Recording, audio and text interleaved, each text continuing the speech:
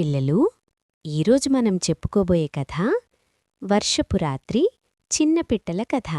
ఒక చిన్న అడవిలో చాలా పిట్టలు చెట్ల మీద ఉండేవి. వాటికి పాటలు పాడటం, ఆడుకోవడం చాలా ఇష్టం.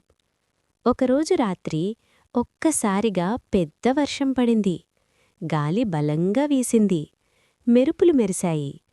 పిట్టలు చాలా భయపడ్డాయి. వాటి గూళ్ళు తడిచిపోయాయి. ఒక పెద్ద చెట్టు కింద అన్ని పిట్టలు కలిసి చేరాయి. ఒకదానికొకటి దగ్గరగా కూర్చున్నాయి. చిన్న పిట్టలు చలితో వణికాయి. పెద్ద పిట్టలు వాటిని కప్పి వేడిచ్చాయి. నెమ్మదిగా వర్షం ఆగిపోయింది. ఆకాశంలో చంద్రుడు కనిపించాడు.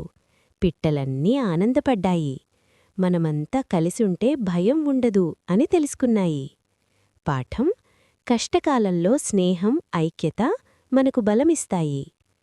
పిల్లలు, మీకు ఈ వీడియో నచ్చితే వీడియోను లైక్ చేసి ఛానల్ను సబ్స్క్రైబ్ చేసేయండి పిల్లలు.